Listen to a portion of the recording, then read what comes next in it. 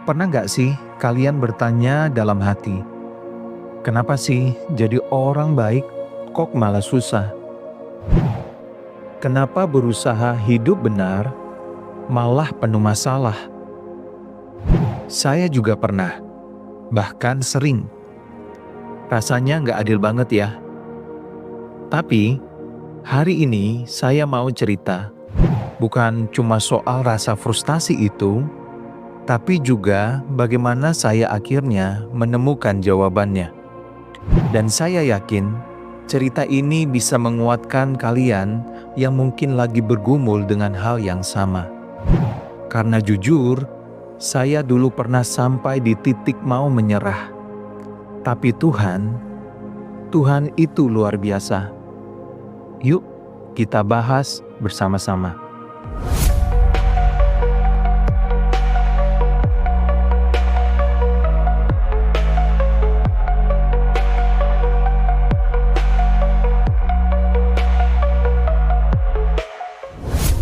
Ada masa dalam hidup saya benar-benar merasa capek jadi orang baik atau benar. Bayangkan, saya berusaha jujur di tempat kerja, tapi malah dianggap sok suci. Saya coba nolong orang, tapi dianggap punya motif tersembunyi.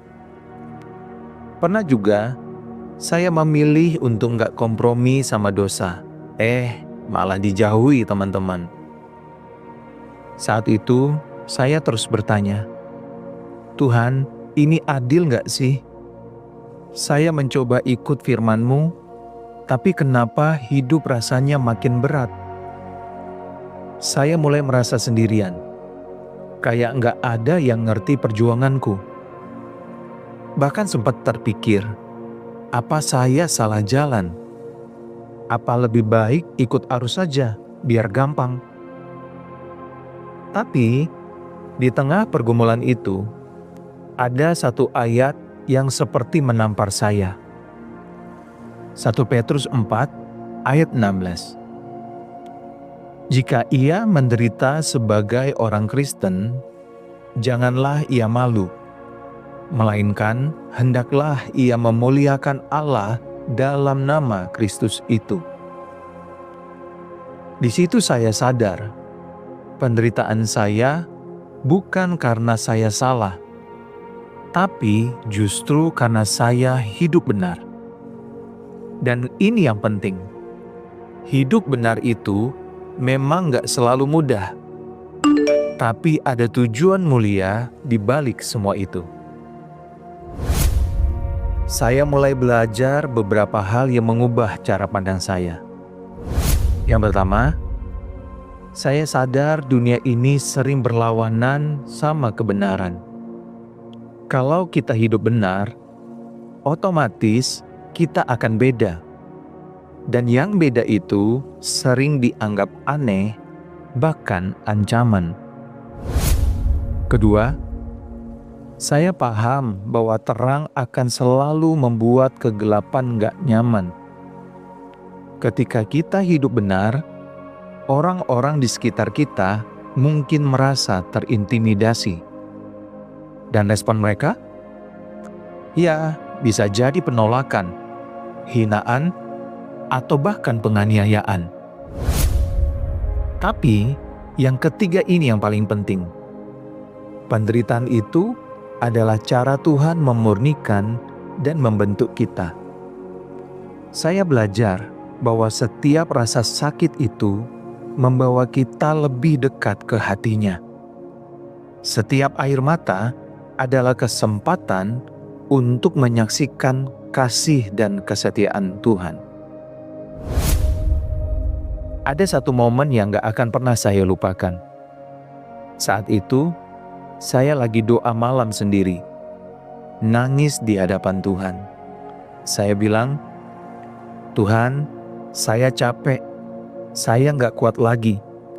Kalau ini terus terjadi, saya nggak tahu bisa bertahan sampai kapan. Dan di saat itu, saya merasakan damai yang luar biasa. Tuhan seolah berkata, "Aku tahu penderitaanmu, aku juga pernah menderita lebih dari yang kau alami. Tapi bertahanlah, karena aku ada bersamamu. Itu adalah titik balik bagi saya. Saya mulai melihat penderitaan sebagai kesempatan, bukan beban. Kesempatan untuk memuliakan Tuhan, untuk bersaksi lewat hidup saya, dan untuk menjadi alat di tangannya. Mungkin kalian yang nonton sekarang lagi ada di posisi yang sama. Mungkin kalian merasa capek, sendirian, atau bahkan mau menyerah. Saya mau bilang ini, kamu gak sendirian. Tuhan melihat setiap perjuanganmu, setiap tetes air matamu. Kalau kamu merasa dunia gak adil, ingatlah bahwa ada Allah yang adil. Kalau kamu merasa sendirian, ingatlah bahwa ada Tuhan yang selalu berjalan di sampingmu. Dan teman-teman, ini pesan penting. Jangan malu menderita karena kebenaran. Justru, jadikan itu sebagai kesaksian. Jadikan itu momen untuk menunjukkan bahwa ada kekuatan yang lebih besar di dalam kita, yaitu Kristus. Salah satu kisah kehidupan yang dapat menginspirasi kita adalah kisah William Tyndale, seorang pelopor penerjemah Alkitab ke dalam bahasa Inggris. Pada abad ke-16, ia berjuang agar setiap orang dapat membaca Alkitab dalam bahasa mereka sendiri. Namun, usahanya mendapat banyak perlawanan, bahkan dari gereja pada saat itu.